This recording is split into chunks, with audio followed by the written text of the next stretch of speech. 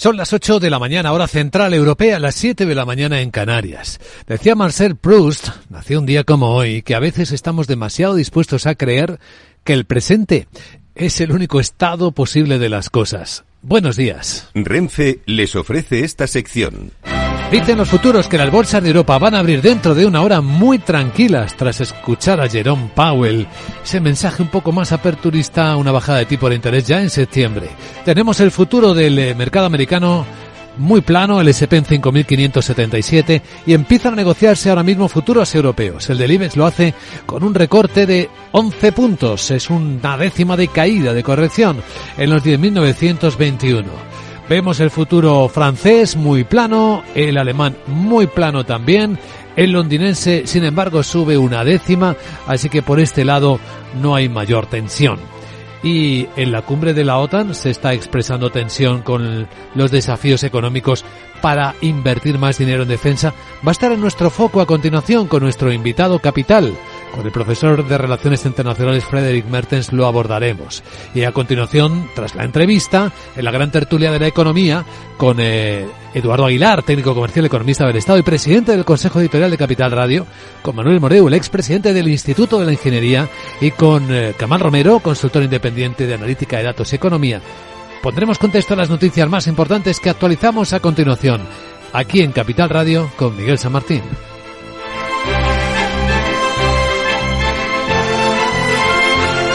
Capital, la bolsa y la vida. Luis Vicente Muñoz. Renfe les ha ofrecido esta sección. Mario, que eso de que no te da tiempo a pillar el tren. No te preocupes, que lo he mirado y hay un tren cada hora. Así que nada, salsero, duchita fría, cafetito para la resaca y ya te estás viniendo que está tu ahijao y toda su clase esperándote. Niños, saluda al Tito. ¡Tito! En Renfe tenemos la mayor frecuencia de trenes de este país. Nadie te da más. No todos los trenes son como Renfe. Renfe, tu tren.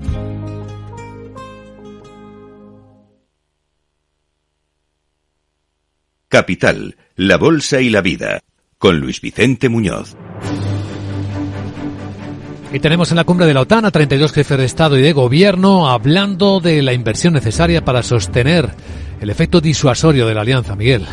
Efectivamente, el secretario general de la OTAN, Jens Stoltenberg, ha centrado su discurso en el momento crucial que atraviesa la alianza y ha destacado que la guerra de Rusia contra Ucrania es la mayor crisis de seguridad en generaciones. Han abordado también las palabras del presidente de Ucrania, Volodymyr Zelensky, pidiendo que la ayuda llegue ya antes de que Trump pudiera ganar las elecciones. Un presidente o un expresidente que ha criticado la poca cantidad que aportan los líderes europeos a la OTAN.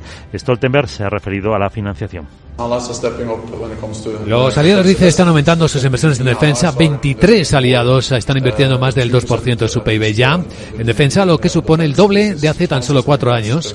Y esto va a reforzar aún más nuestra asociación con los socios de Asia-Pacífico.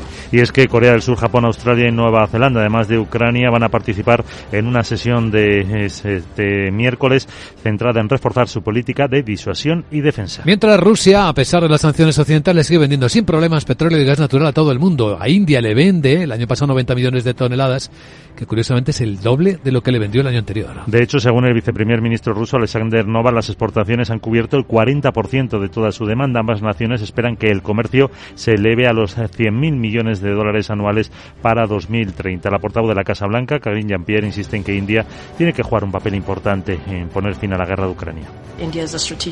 Dice que India es un socio estratégico con el que mantenemos un diálogo pleno y franco, incluida su relación con Rusia. Y hemos hablado de ello.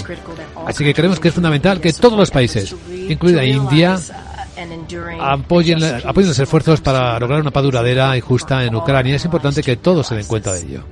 Por cierto, que la empresa estatal de gas de Bulgaria pide 400 millones de euros a Gazprom en la Corte Internacional de Arbitraje por cortarle el suministro en abril del 22. Pues Rusia sigue siendo con Argelia el principal suministrador de gas natural a España. El mes pasado, en junio, más del 65% de todo lo importado. El país africano trae el 45% y Rusia el 20%. Segundo suministrador le sigue Estados Unidos con el 11% del total. En el caso de Argelia, las importaciones se han duplicado respecto a junio del año pasado y las de Rusia han caído un 26%.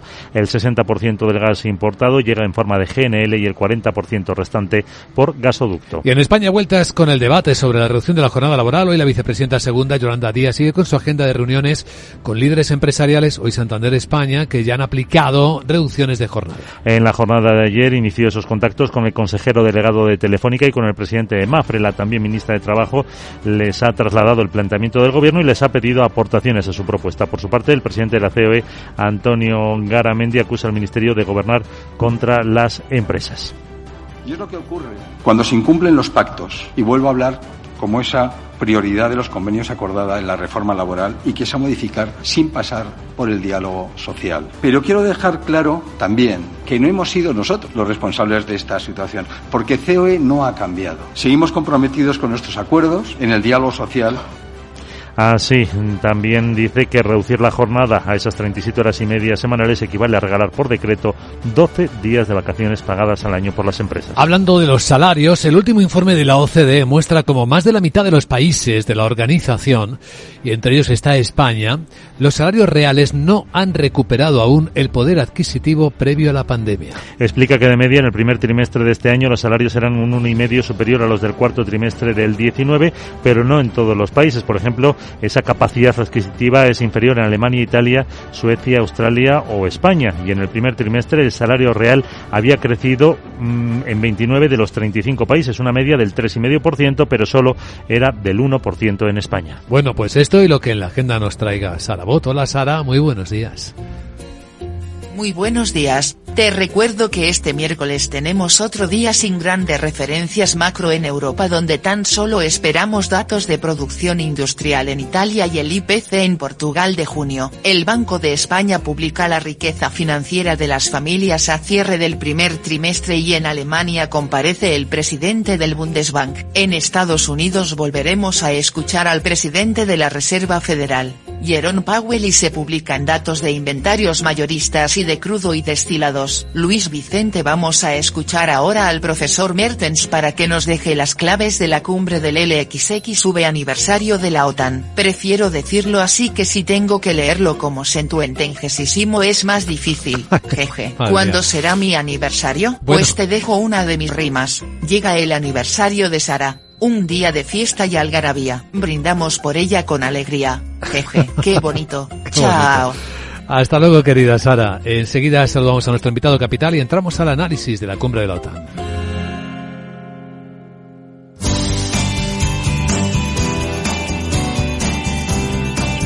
Antes, un vistazo al tráfico en conexión con la DGT. Alejandro Martín, buenos días. Buenos días, ¿qué tal? En estos momentos estamos muy pendientes de un accidente que está provocando el corte de la entrada a la capital madrileña por la 1. En el entorno de Alcobendas van a encontrar hasta casi 8 kilómetros de retenciones en esta entrada a la capital. Se recomienda el uso de la M50 como alternativa. Al margen de esta incidencia, dificultades también de entrada a Madrid por la 2 en Torrejón de Ardoz, A4 Pinto, A42 en Parla, A5 Alcorcón y A6 en Majadahonda. Mucha precaución también en Málaga, en la 7 en la Cala de Mijas, en ambas direcciones, en Valencia, en la P7 en Vetera, dirección Alicante, y la entrada a Barcelona por la 2 en San Feliu de Llobregat.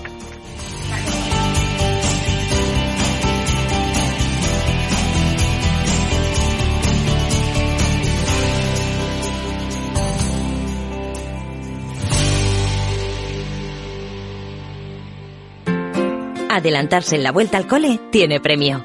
Reserva ya tus uniformes y llévate un 10% de regalo para gastar en tus futuras compras de moda, papelería, mochilas, alimentación. Y si lo haces antes del 31 de julio, tienes un 5% de regalo adicional en uniformes. Consulta condiciones en tienda web y app del Corte Inglés. ¿Qué es ir más allá? Con Arval podrás llegar donde te propongas de la forma más sostenible y desplazarte como y cuando necesites con una oferta de renting sostenible, segura y conectada. Y preocuparte solo de conducir porque nosotros nos ocupamos del resto. Arval, la transición energética arranca aquí. Más información en arval.es.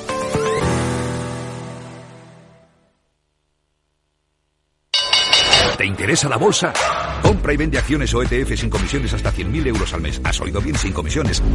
Más de 550.000 clientes ya confían en XTB. Abre tu cuenta totalmente online. Un broker, muchas posibilidades. XTB.com. A partir de 100.000 euros al mes, comisión del 0,2%, mínimo 10 euros. Invertir implica riesgos.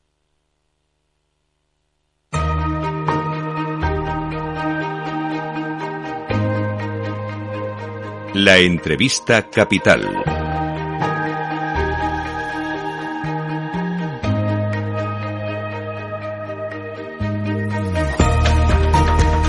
Luis Vicente Muñoz.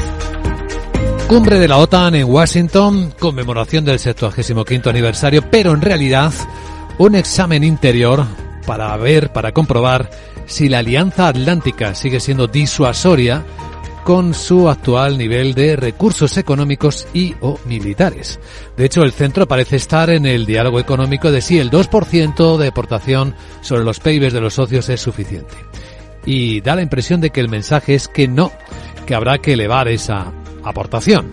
Nos acompaña en Capital Radio para ayudarnos con el análisis de esta realidad el profesor de Relaciones Internacionales de la Universidad Europea de Valencia, don Frederick Mertens. Profesor Mertens, muy buenos días y bienvenido. Muy buenos días.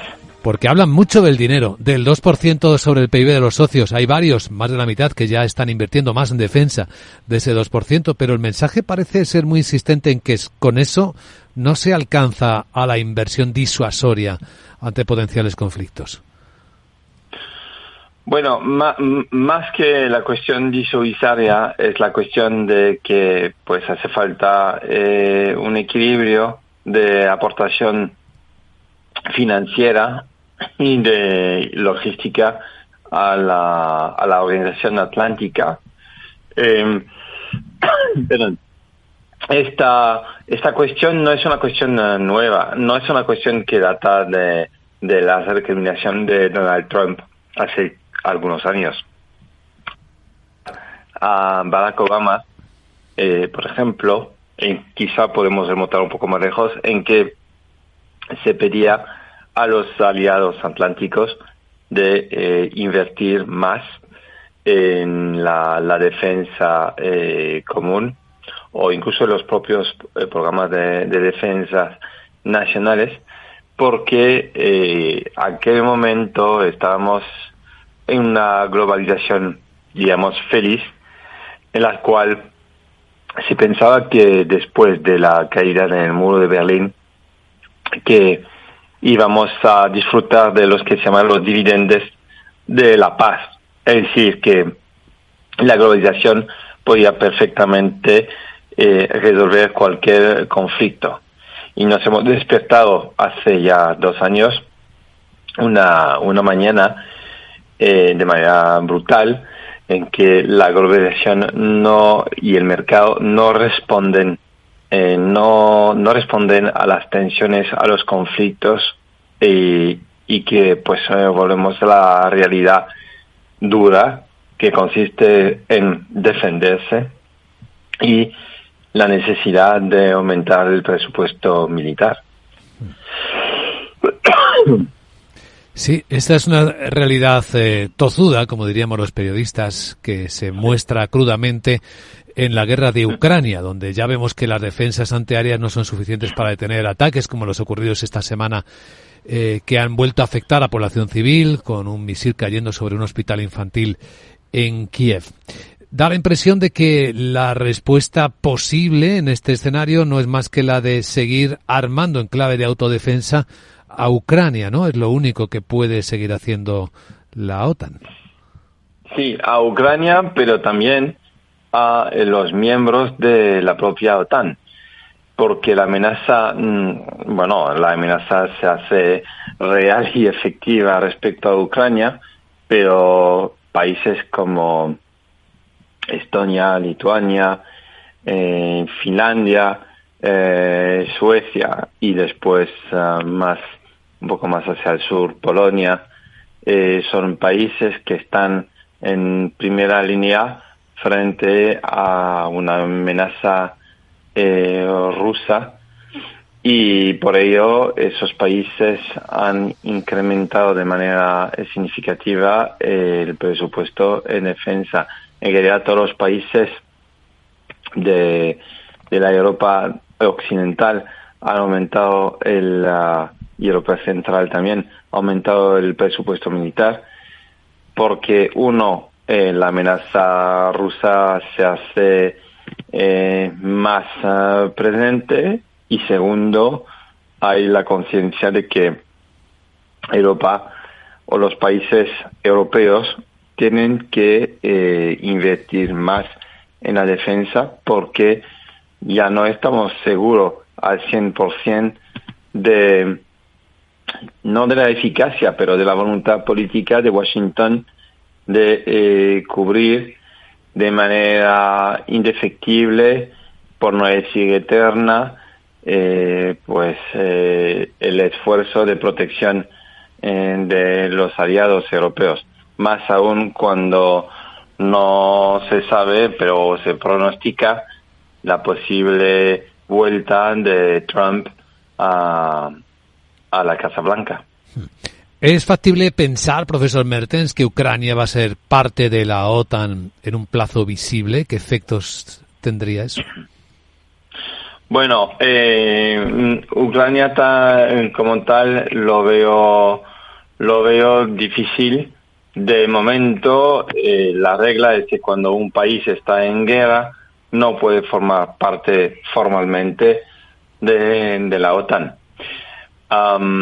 Pero el hecho de que se hace saber que Ucrania podría tener las condiciones en un plazo mediano largo de formar parte de la OTAN es un mensaje claro lanzado a Moscú y los aliados de Moscú, que ese territorio, ese país forma parte, digamos, de la zona vital o de la área de influencia de la OTAN, porque la OTAN, no nos olvidemos que es verdad que es una organización militar, pero es también, y por no decir sobre todo, una organización política.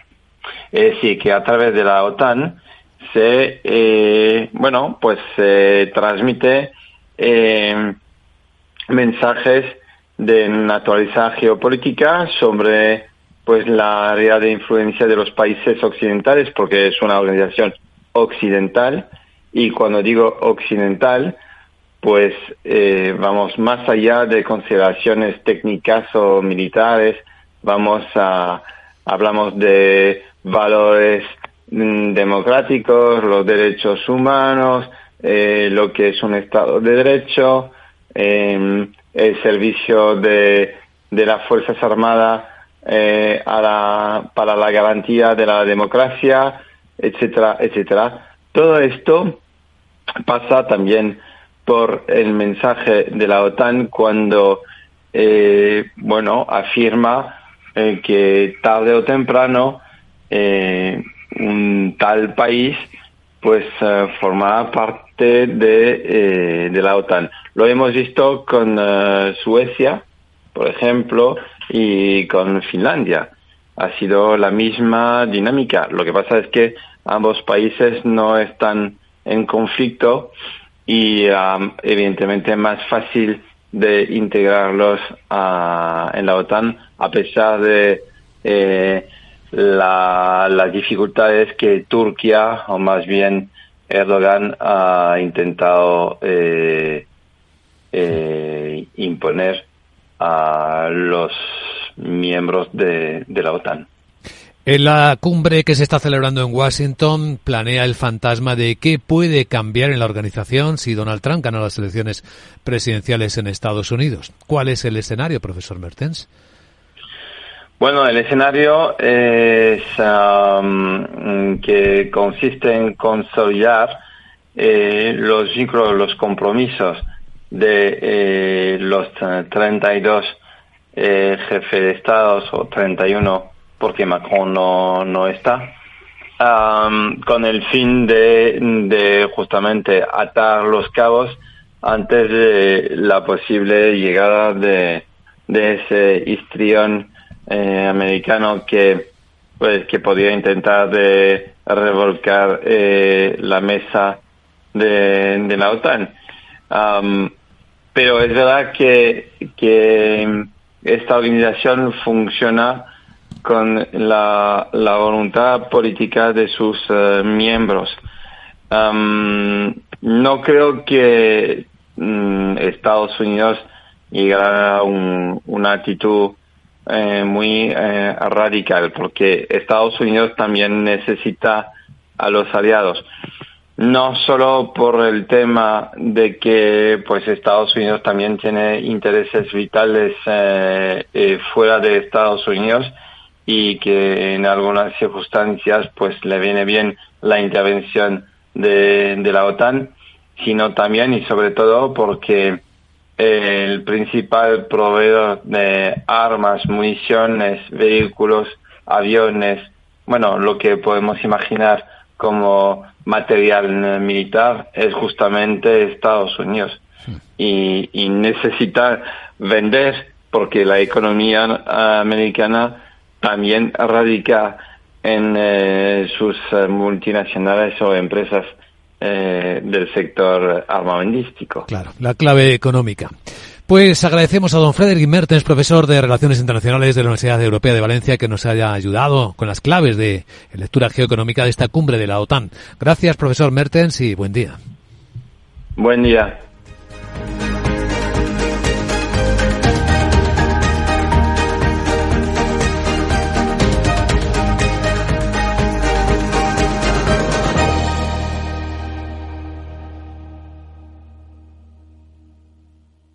Capital, la bolsa y la vida, con Luis Vicente Muñoz. Lauri, decidido, la despedida la hacemos en Gandía. Prepara el bikini. Lauri, que en Gandía vive el ex de Jessie, que nos vamos a Málaga. Lauri, que no, que dan mal tiempo. A Bilbao, pinchos y party. Lauri, una cosita, que al final es despedida conjunta. Te hago administradora del grupo que no puedo más.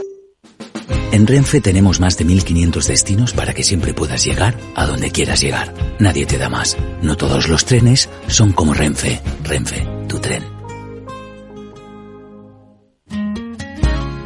¿Te gustaría recuperar tu pelo y que nadie note que te acabas de hacer un injerto? La innovadora técnica Fuel On Hair permite un resultado natural e imperceptible desde el primer día. Es ideal para aquellos que buscan una solución efectiva y rápida sin alterar su imagen. No esperes más para lucir el cabello que siempre has deseado. Llámanos al 651 052 052 o visita nuestra página web castellanaclinic.com.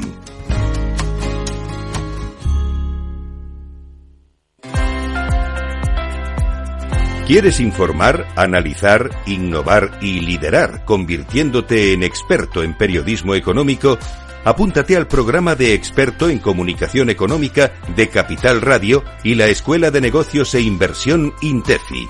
Dirigido por Luis Vicente Muñoz y José Luis Cárpatos, el programa de experto en comunicación económica aplica el conocimiento adquirido en situaciones reales del mundo económico y financiero. Con un claustro docente formado por profesionales en activo de la comunicación y los mercados financieros, realizarás prácticas en Capital Radio, la radio líder en información económica, y en el portal económico Serenity Markets. Además, existen becas. Infórmate en www.intefi.com. Programa de experto en comunicación económica de Capital Radio y la Escuela de Negocios e Inversión INTEFI. ¿A qué esperas para reservar tu plaza?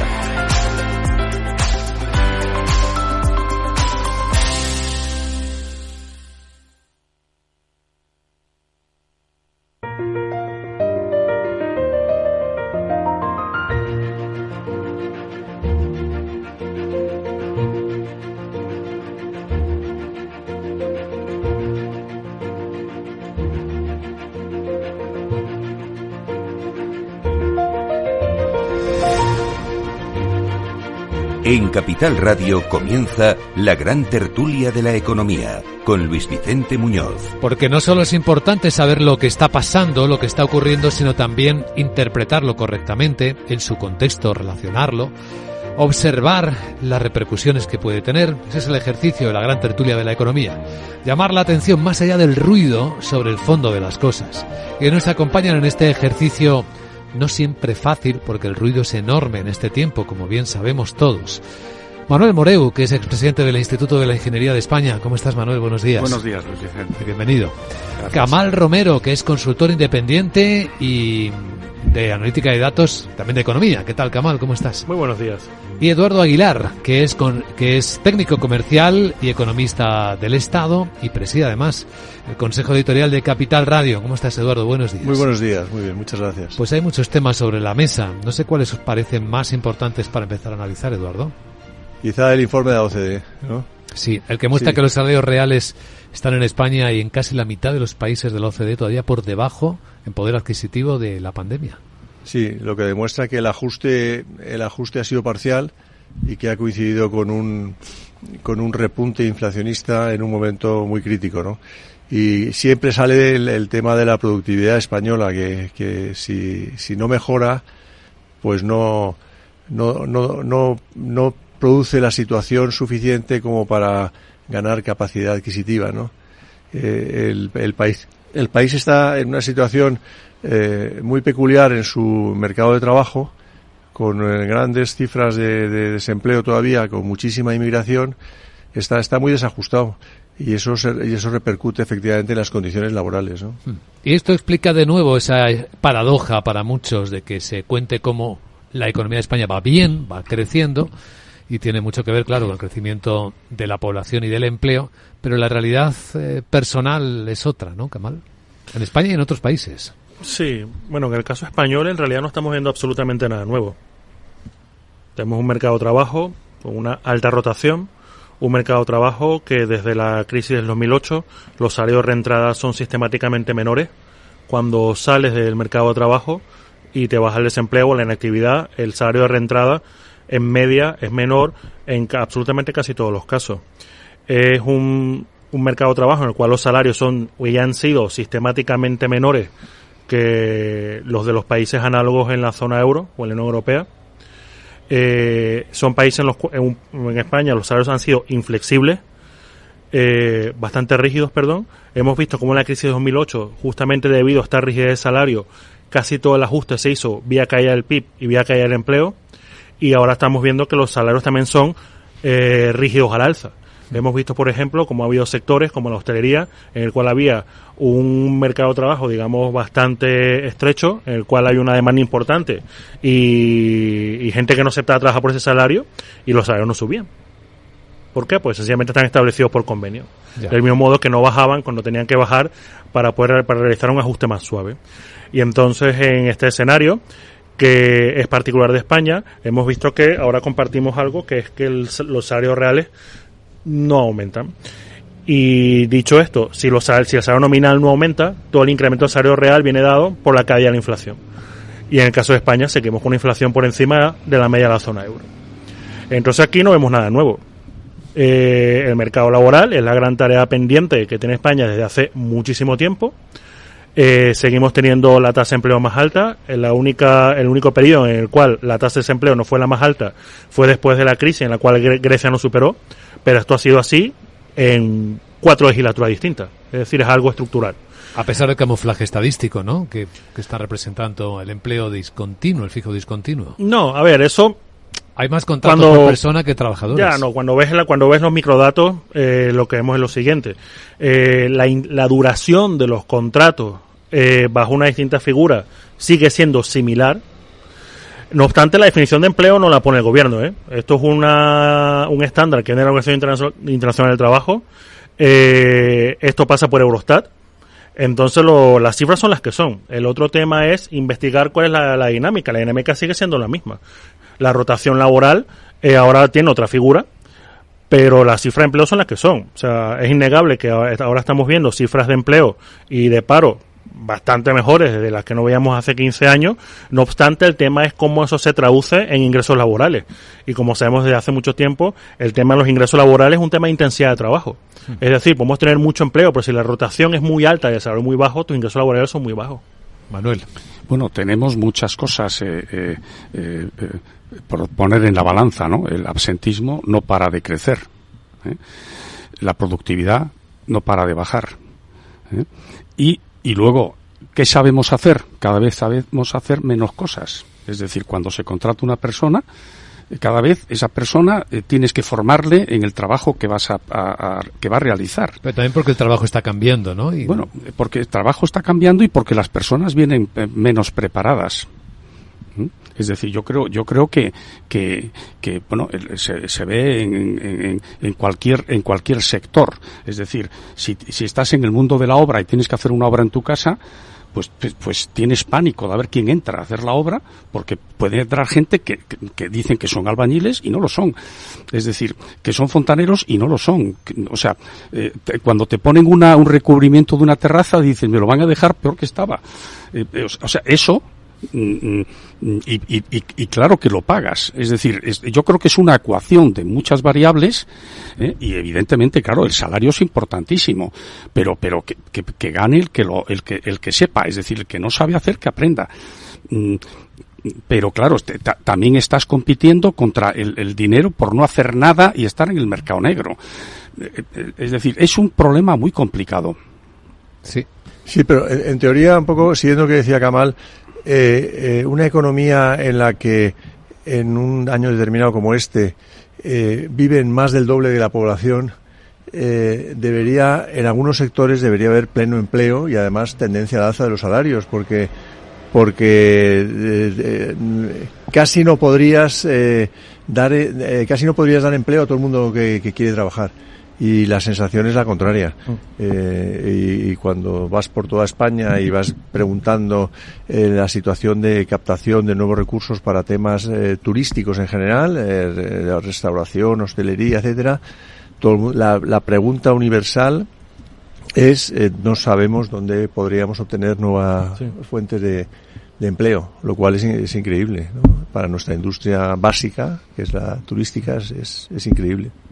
No, y además, para añadir algo que lo has dicho antes, Luis Vicente, que es el tema de la estadística de empleo. Hace ya años, creo que fue en el 2014, salió un documento del Banco Central Europeo en el cual justamente se hacían esta pregunta: si estamos viendo que la economía se está recuperando, el empleo se está recuperando, ¿por qué los salarios no suben? Y entonces hay una medida que es la medida de holgura laboral, que se suele utilizar un poco pues para medir esto, ¿no? O sea, qué disponibilidad o qué tan fácil yo puedo cubrir una vacante en caso en que una empresa ofrece una nueva vacante.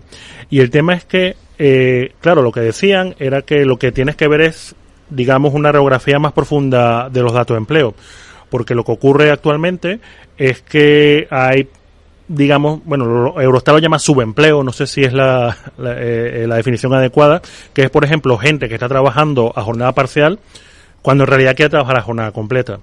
Gente que está en la inactividad, pues porque sencillamente se cansa de buscar un empleo porque no encuentra un salario satisfactorio. Sí. Y entonces, si añadimos eso al paro, entonces vemos que la holgura del mercado de trabajo no es tan grande.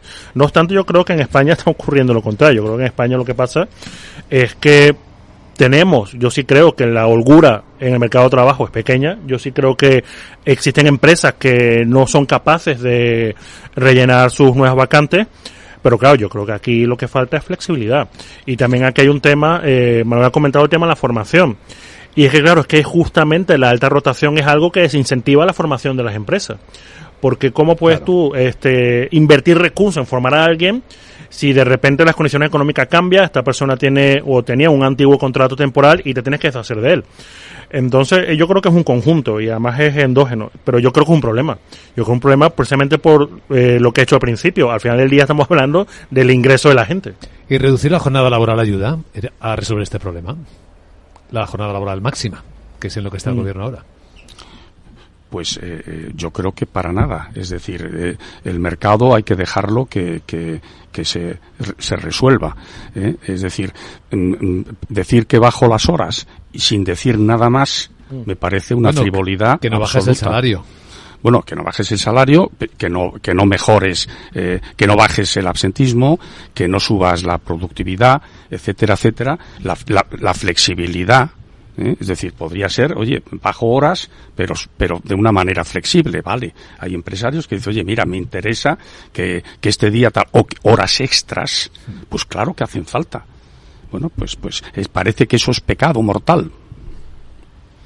Yo creo que la flexibilidad que comentaba Kamal, yo creo que es un mal. Yo creo que desde que estudiaba economía, cuando estudié economía ya se ponía encima de la mesa. Es decir, que llevamos con el tema décadas. Pero es que además yo creo que la rigidez viene también porque no todos los empleos son iguales, no todos los sectores son iguales. Y claro, el sector, volviendo otra vez al sector turístico, necesita una flexibilidad adicional tanto de jornada como de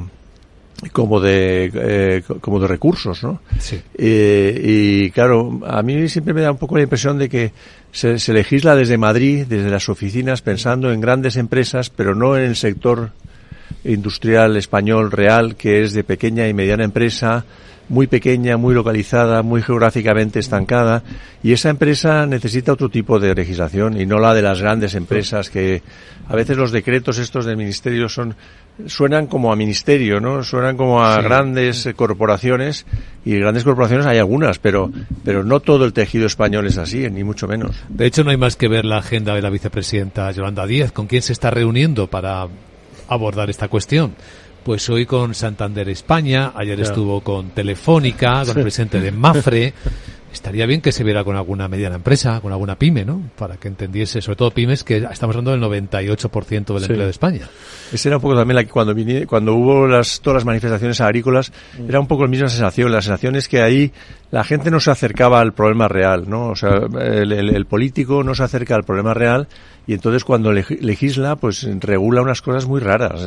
No llegan medidas que realmente atajen la situación del problema, ¿no? Estamos en la gran tertulia de la economía en Capital Radio. Os cuento cómo vienen los mercados este miércoles y continuamos. Una casita con un jardincito y un garajito, con su saloncito y su terracita, con vistas a una piscinita. Admítelo, tú lo que quieres es un casoplón. Hipotecas Cuchabank. Admítelo, cuchabank.es. Los miércoles a la 1:00 p.m. en Capital Radio, Gestión del Talento. El escaparate de la formación para el empleo. Expertos formadores, agentes sociales y representantes de la administración se dan cita en este espacio para impulsar el valor de la formación y el talento. Un espacio de Fundae, la Fundación Estatal de Formación para el Empleo, dirigido por José Joaquín Flechoso.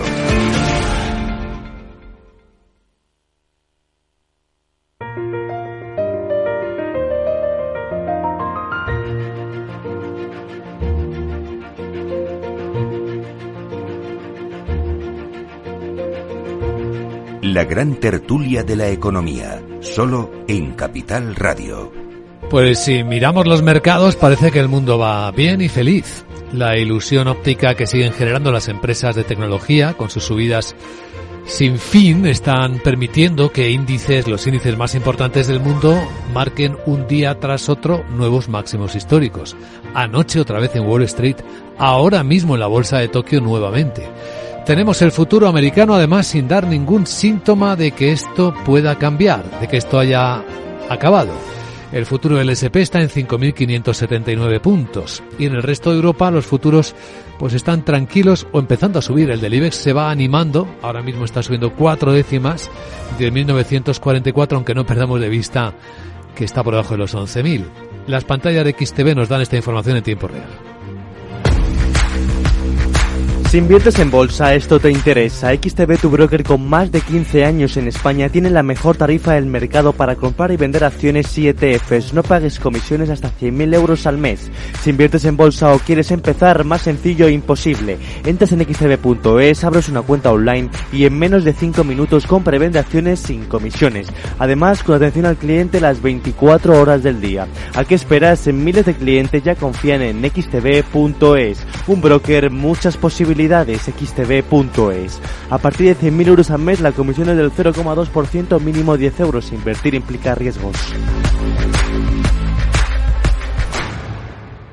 La gran tertulia de la economía en Capital Radio. Y estábamos comentando en el interín que, claro, la estadística no suele fallar cuando hay año electoral, ¿verdad? Hay subidas en las bolsas. Podríamos empezar a hacer un refranero aplicado bursátil y se suele cumplir, ¿no? Bueno, yo creo que me parece que solamente hay una o dos secciones históricas. El año electoral americano la bolsa sube, pero es que este año está subiendo bastante. Sí, es que es un año electoral en la mitad del mundo, además. Sí. Y eso pues tendrá alguna influencia en el refrán, suponemos. Tú que sigues las estadísticas, ¿crees en ellas, Kamal? Depende. Bueno. En este caso yo creo que para Estados Unidos, como habéis dicho, se cumple bien, pero has mencionado que ha habido elecciones, no medio mundo, pero una parte no trivial, casi un número no trivial de países. Bueno, tomando en cuenta que ha habido elecciones en la India, pues sí, ha habido elecciones en la mitad del mundo, pero claro, cuando vemos los países, ahí sí vemos comportamientos disímiles. No obstante, yo creo que la bolsa americana, pues sí, suele arrastrar al resto. Y eso se nota. No obstante, también hay que tener en cuenta el buen año que han tenido las tecnológicas, por ejemplo, que eso parecía no estar tan relacionado con el tema político. Pero bueno, mientras suba todo bien, O sea, yo independientemente de cuál sea la causa, y si la causa son fundamentos reales, pues mejor aún. Mantener la ilusión en el sentido británico de la palabra, ¿no? Luego la realidad puede ser diferente. A mí me gusta más que suba la industria. Sí. O sea, la industria... Hombre, la de defensa está ya flamante, ¿eh? Bueno, la de defensa tiene que subir muchísimo más, ¿eh? Es decir, el enfoque, la entrevista del día, pues nos lo dejó meridiano, ¿no? Es decir, hace falta invertir mucho más y hacer un frente de verdad potente para evitar alguna locura más. Armarnos más para tirar de la tecnología, del empleo. Eso ya lo vimos después de las guerras mundiales y durante las guerras mundiales, como eso era un empuje económico. Pero puestos a elegir, ¿por qué no lo hacemos con la carrera espacial? Con la investigación en otras industrias. Bueno, se está haciendo por esa vía, ¿eh? También. Sí, porque yo creo que... Bueno, Manuel, corrígeme si me equivoco, pero yo creo que no estamos hablando de estas antiguas inversiones en defensa, de construir tanques y hacer más portaaviones. Justamente lo que estamos invirtiendo en más tecnología. Y al menos en el caso europeo, eso se está canalizando sobre todo a través de la Agencia Espacial Europea, que hemos visto que aumenta su presupuesto de manera considerable. Y yo creo que en el caso de otras economías lo mismo.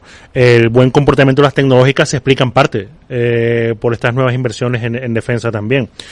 Y también yo creo que hay una filosofía distinta a antaño. Ahora mismo yo no creo que nos estemos preparando para un conflicto bélico masivo, sino nos estamos preparando para otra cosa más disuasoria o, por llamarlo de algún modo, y yo no sé qué forma de tomar eso. Entonces yo no creo que vamos a ver fábricas con obreros saliendo después de construir turbinas de aviones y cosas por el estilo, pero sí una inversión tecnológica que, bueno, tiene un impacto en el empleo no tan evidente en algunos casos. Sí, es un buen día para decirlo porque, fijaos, titulares de hoy, hablo del Ariane 6, del cohete europeo. Los medios lo recogemos casi épicamente. Leo, por ejemplo, el nuevo cohete Ariane 6 ruge por fin. Es un momento histórico que restablece la competencia de Europa en la carrera espacial. Despegue del nuevo cohete europeo. El supercohete despega con éxito. Ya no dependemos de Musk para enviar cohetes al espacio y cosas por el estilo. Eduardo. Sí, a mí hay un aspecto que siempre pasamos por alto y me parece muy interesante, y es lo que supone este tipo de sectores para la mejora tecnológica de otros, ¿no? Sí. Que a veces se nos olvida, nos parece una tontería, para qué estás tirando tantos cohetes, y dices, esto para el común de los mortales no tiene ninguna influencia, pero hace poco tuve una experiencia bastante curiosa yendo al dentista, que tengo un dentista que es un poco así sabiondo, ¿no?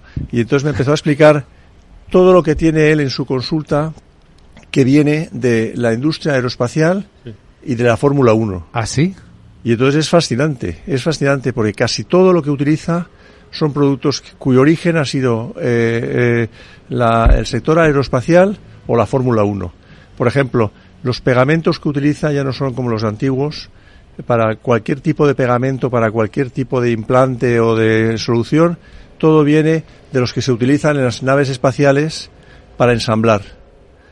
Lo mismo ocurre con el tema de Fórmula 1, ¿no? Todo lo que son muelles o elementos metálicos requieren un tipo de producto que tenga un tipo de producto de compuesto que resista altas temperaturas y vibración, ¿no? Y es fascinante porque esos son bienestar diario de cualquier persona del mundo, que proviene de sectores que parecen inimaginables, ¿no? Que la carrera espacial al final te soluciona una muela, ¿no? Pues pues es así, ¿no? Pues más impulso e inspiración para apoyar deportes como la Fórmula 1 o atención prestada. Claro, yo la verdad es que como completamente agnóstico en el tema, pensaba que la Fórmula 1 era una tontería de estas que iba contracorriente y tal, pero claro, ahora ya he cambiado un poquito la opinión. Dice, mientras estés probando, bueno, lo mismo ocurrió con todo el tema de el encauchotado de las ruedas y la mejora que ha habido ahí tecnológica, que la pasamos por alto, pero que la utilizamos luego todos los días, ¿no? Desde los patinetes hasta los coches, todos provienen de compuestos de goma que nada tienen que ver con lo que existía antiguamente y que duran años y años y años sin desgastarse, ¿no? Desde luego el fútbol nos da más diversión, pero no tanta innovación. Manuel. Sí, yo bueno, el SpaceX, que por cierto ya te conté que Tubacex suministra las tuberías especiales para los cohetes especiales, o sea, Elon Musk, ¿no? Sí, y de su competencia, o sea, que fabricados aquí, fabricados por una empresa española, ¿no? O sea, que estamos en muchas carreras, aunque no lo parezca, ¿no? En las de los componentes. Bueno, en los componentes es un negocio realmente inimaginable, ¿no? O sea, pero bueno, la fabricación aditiva, sí. Es decir, que los dentistas, pues para los dentistas es absolutamente crucial. Porque claro, te pueden edificar una cosa, construir una cosa que antes había que hacerlo por desbaste y ahora resulta pues que es en cuestión de minutos está hecho, ¿no? O sea, y que de alguna manera pues en las naves espaciales llevas maquinaria de esa para poder resolver cualquier problema que puedes tener, en los barcos también. Es decir, son cosas que dices, oye, para hacer 100.000 unidades no necesito que sea eso, pues mucho más caro, pero para hacer una unidad en un momento determinado que me resuelve un problema, eso es fantástico, ¿no? Si dura mucho, perfecto. Si lo tengo que recambiar, me ha resuelto el problema hasta que llegue a puerto, ¿no?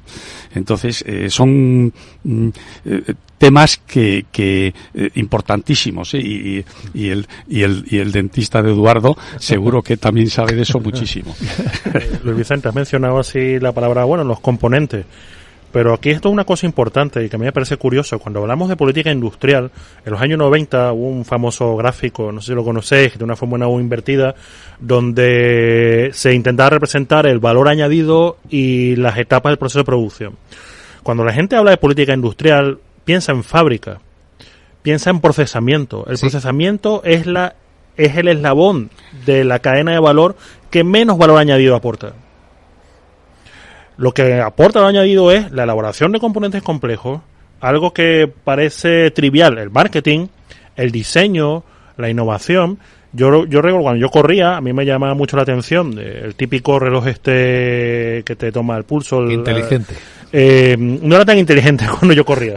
Todavía tenés que ponerte la cosa a la zapatilla para que midieran los kilómetros y demás. Pero yo recuerdo que era una marca famosa, finlandesa, y te ponía hecho en donde fuera, China, Taiwán, diseñado en Finlandia. Sí. O sea, y ahí y entonces, claro, tenemos cuando estamos hablando ahora de toda esta inversión de defensa, que en parte lo que quiere es quebrar, o sea, un poco hacernos menos dependientes de estas cadenas de valor tan amplias, después de lo que ocurrió con la pandemia y por temas geoestratégicos, después de lo que ha ocurrido con el conflicto entre Rusia y Ucrania. Tenemos que pensar esto. ¿Qué queremos? ¿Llenar Europa de fábricas? No, lo que queremos es que la cadena de valor esté repartida de una manera, digamos, menos concentrada. Pero hay que recordar esto, el procesamiento es de la cadena de valor lo que menos valor añadido aporta, y es por eso lo que más se deslocaliza hacia países donde, pues hay más mano de obra barata, etcétera, porque precisamente es lo que también menos formación necesita. Entonces este tema de, estamos en los componentes, ojo, ahí es donde se añade valor. Muy interesante este punto de Kamal Romero. Vamos a despedir a la gran tertulia de la economía hablando también de otro punto de valor. ¿Qué es lo que da más valor a una empresa? Pues es que mañana tenemos un programa no especial, sino súper especial, porque es la internacionalización. Hasta un 35% más de competitividad aporta tener una empresa que vende o que comercia con el exterior a una que está solo centrada en el mercado nacional. ¿Y qué más aporta? ¿Qué valores? Pues algunos esenciales, y con la pandemia lo vimos. Resulta que cuando viene una crisis una empresa internacional es mucho más resiliente que una que depende solo de su propio mercado. En el foro ICEX de mañana vamos a hacer una programación especial desde las 9:30 de la mañana hasta las 6:30 de la tarde, 9 horas de radio en directo. Hay más de 1 millar de empresarios. Algunos exportan, otros que no. No va a pasar el 1 millar de empresarios por Capital Radio, pero casi. Vamos a tener algunos líderes y también conversaciones con los consejeros comerciales que España tiene por todo el mundo, para contar de primera mano cuáles son las oportunidades, qué mercados hay desconocidos, quizás no atendidos o no conocidos para hacer negocio. Vamos, que prometemos una radio mañana apasionante desde el principio al fin de este encuentro que va a ser único en clave de internacionalización, el Foro ICEX. Pues Manuel Moreu, Eduardo Aguilar, Camal Romero, gracias por compartir la gran tertulia de la economía. Muchas gracias. A vosotros. Buenos días. Gracias.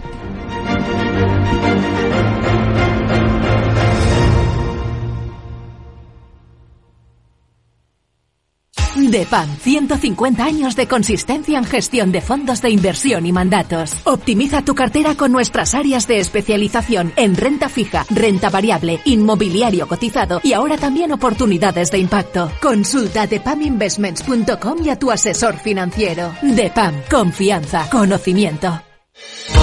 Invierte en Private Equity sin apellidarte Rockefeller. Ahora, por fin, con Crescenta puedes invertir en los fondos de Private Equity más premium a nivel global, desde 10.000 euros y a golpe de clic.